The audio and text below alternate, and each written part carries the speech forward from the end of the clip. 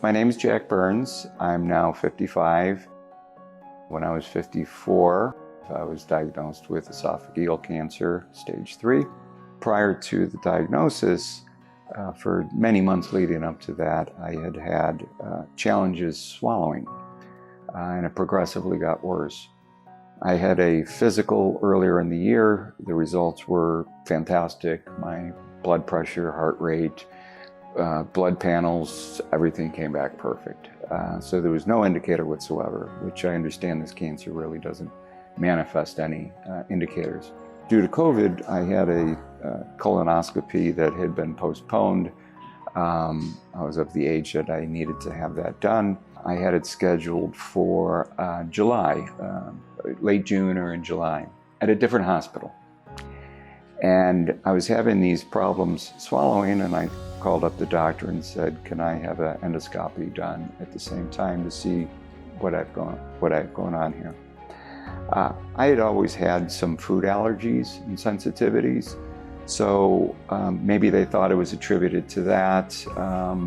Maybe it was something in my diet, but I was pretty consistent with what I've eaten all along. So I really felt it was something more than just, I had an errant meal or something, because I don't eat junk food and fast foods and so forth. They procrastinated, and it was an insurance thing. They didn't really think I needed it, and I really pressed the matter. I had this colonoscopy scheduled within days, and I said, could we do the endoscopy at the same time? And they had told me that we don't do that on the same appointment, and that we'll have to reschedule and push it out, which I found to be problematic. And again, this is another hospital. And so it got pushed out 30 days. And in doing so, that appointment revealed that they discovered that I was stage 3. I don't know that they knew the stage at that point, but that I had esophageal cancer. I felt uncomfortable with that facility, given the fact that it took me a month to get that appointment. So I called a dear friend of mine, Stanley, who seems to know every person in the city, or in the country for that matter, particularly medical experts, and said, this is what I was diagnosed with, and do you have any suggestions? And he right away said, there's only one doctor that I know that would be the right man for you, and that's Dr. Bilchik. And I said, fantastic, where is he located, so forth. And it seemed, it was a whirlwind. It seemed like within 45 minutes I was in his office, which was days later, but it just felt like it was, they fast-tracked it. Dr. Bilchik gave me kind of the rundown of typical options. Now, we didn't have all the pathology at this point. We had a scan that had been done, and he had a pretty good idea, given his extensive experience, of what needed to be done. And he gave me 2 options. One is a surgery first, then with chemo and radiation. The second would be chemo and radiation, followed by surgery, kind of a cleanup. And he let it be my decision. I'm not trained in this area. I said, what would be the preferred, what's the best course here for me? And he thought the best would be, given the size of my tumor, it would have been the chemo and radiation.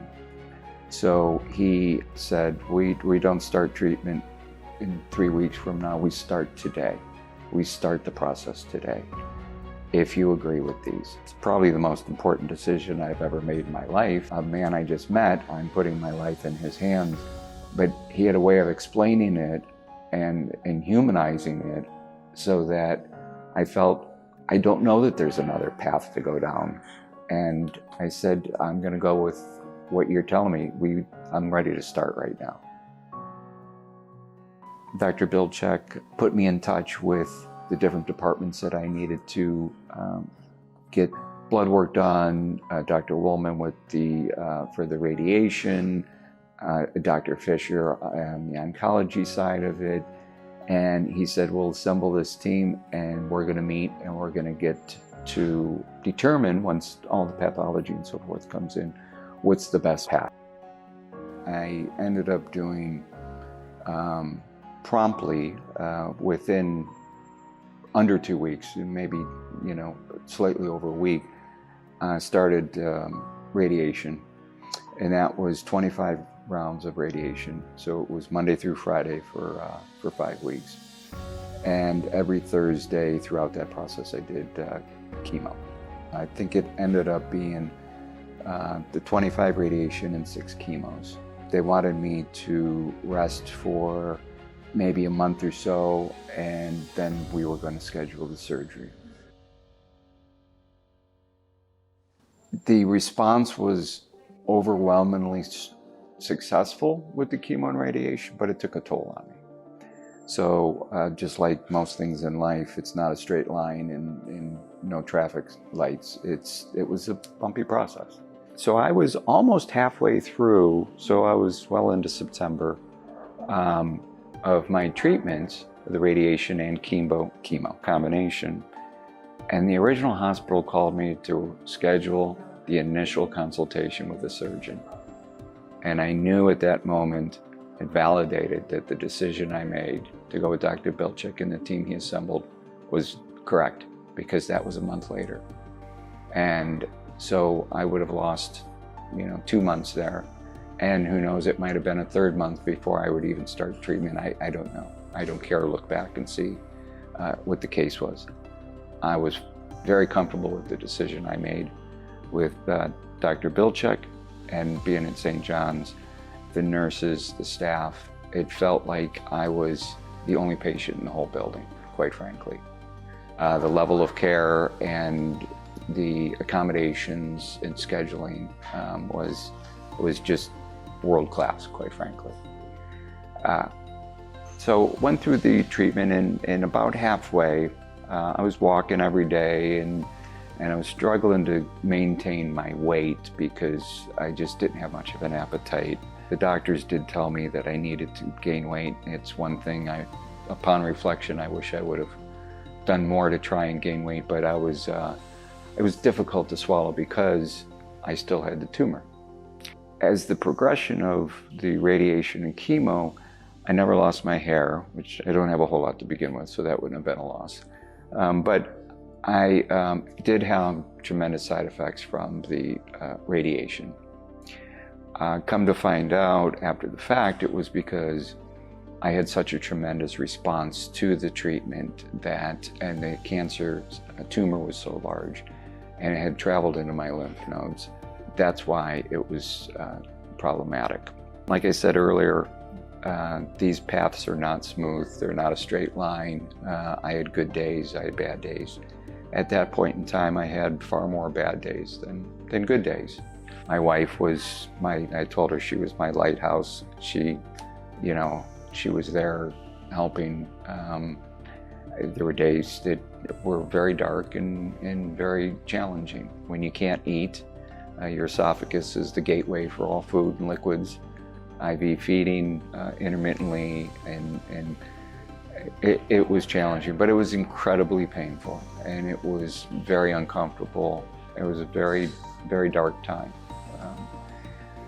But I knew that I had to go through those steps, and the doctors told me, you will get through this. And Dr. Fischer, to use another, like a navigational, I guess, metaphor, he was my compass, because he would tell me, I tell you by this date, you'll feel this much better, and by this date, and 100% of the time he was right, looking back on what that path, that journey looked like for me.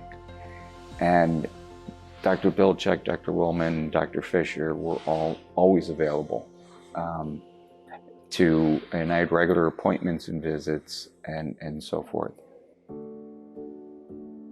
Coming here every day was kind of reassuring, because as soon as I had that first full week of radiation and chemo, I had a sigh of relief, because I thought, I've started. At least the cancer knows I'm fighting back.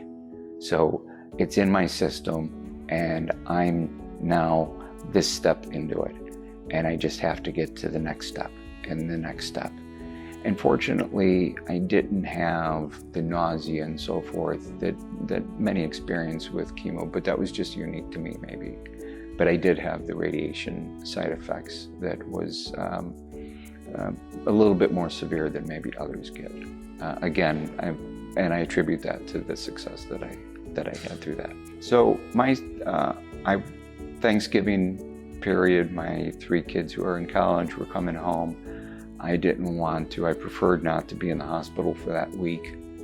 So I'd asked Dr. Bilchik, could we maybe schedule the first week of December my surgery, because I knew I'd be in the hospital for a week. And so a week or 2 prior, I get a phone call from Dr. Bilchik and said, I've got to run something by you. We've been speaking with another surgeon, Dr. Krishnadasan, and I'd like him to be part of the team. And we've been looking to have him join our team for a long time. And I don't remember the exact quote, but I said, I think that 4 eyeballs are going to be better than 2 eyeballs. You're a brilliant surgeon, and I trust you. And if you feel that this other surgeon should be a part of that, why in the world would I ever say no? And then come to find out that, we call him Dr. K, but Dr. Krishnadasan is probably one of the leading robotic, thoracic surgeons, maybe in the country. Dr. K's team reached out and said, when are you available? And my wife and I came up, and we loved him instantly. He's a very likable guy, and all the doctors, they just, and the staff, the nurses as well, they didn't have the usual doctor complex that you got to listen to what I'm saying and I'm going to be out of the room in 3 seconds. My wife and I walked away and said, how great is this? Like, the planets have lined up for me with having not only Dr. Bilchik, but now Dr. Krishnadasan. Why wouldn't I have both of them in the room? I was really excited because I thought, this is the team. This is going to make it the most successful. You know, much of it is out of my control. And what I found, everyone says, stay strong and fight.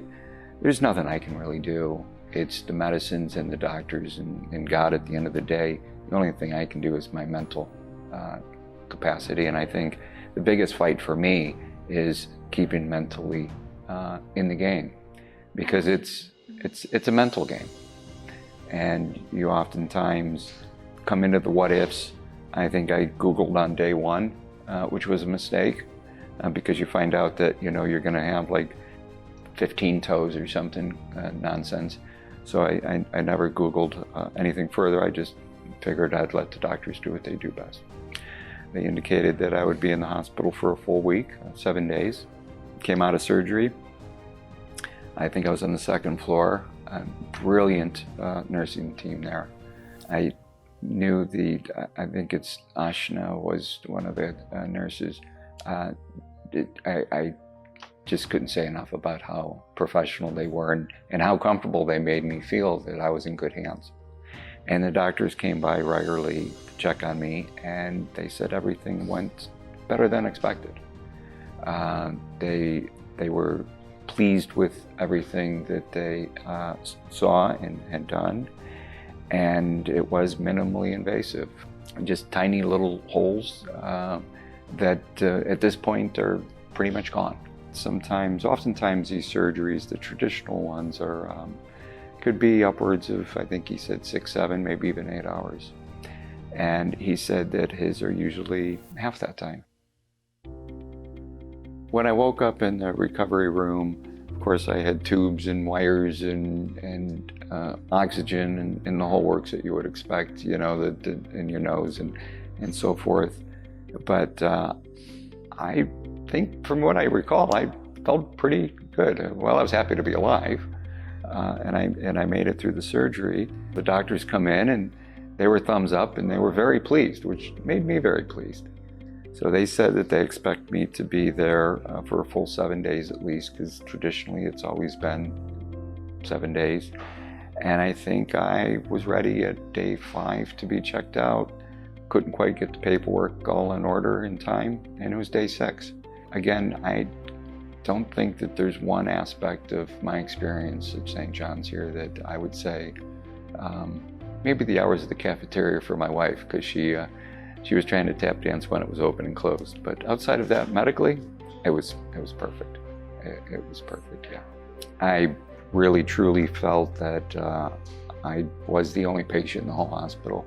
I did feel like it was a VIP treatment, and come to find out they treat all the patients this way. And I would say, if there was one thing that if there's somebody that's having a problem they know something's wrong, is to be your own advocate. Because if I wasn't my advocate pushing this, to have that scope done, I wouldn't be here today. I don't care about the insurance. I don't care about their scheduling. I needed it done because I knew my body was telling me it had to be done. So I'd say the sense of urgency is imperative, particularly this type of cancer. It's I don't know that it's ultra aggressive. There's a lot of cancers that are ultra aggressive. It's just very stealthy, so it doesn't show up the way that other cancers would show up. And so there's no way of really knowing until you speak up. And my friend had the same experience with him having a hard time swallowing, and the doctors had a similar feedback to him. Oh, don't eat bigger bites. Again, we're not 5 years old that we're putting too much food in our mouth. There's something else that's going on. And there's probably a lot of things that I've blocked out that I forget, because again, it wasn't an easy journey. I lost 50 pounds, and I didn't have 50 pounds to lose. So if I could go back, I would have gained more weight. And that road to recovery is very bumpy, and it's amazing how quickly your brain blocks those points out. So where I'd have a string of many, many dark days, I don't remember most of those days. I remember the good days. And now I have almost all good days.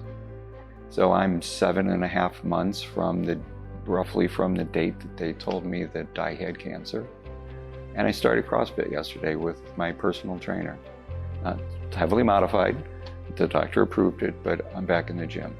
Our diets have not changed because we always ate healthy, but I need to eat more frequently because my stomach's been cut to a smaller size, part of the process. So that's a learning process that I had to go through, is I can't have a big meal. I have to have multiple small meals. So the doctor said, instead of having 3 normal meals, you're going to have 5 or 6 smaller meals. And you adapt to that.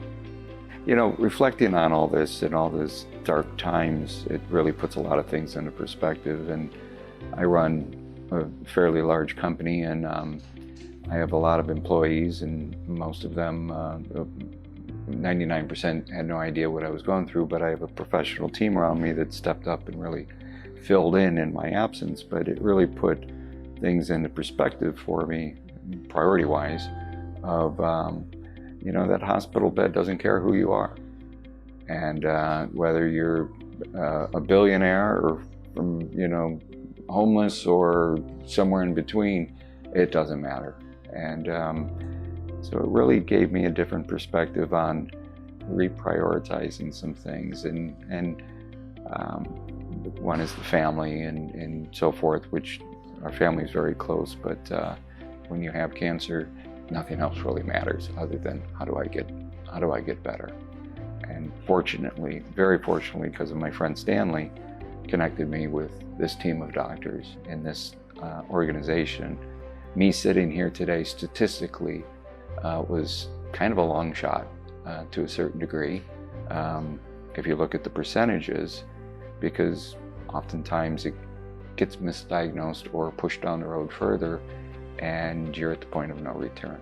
And fortunately, I was able to find the team, and they jumped on it, the sense of urgency that I would hope that any institution would do.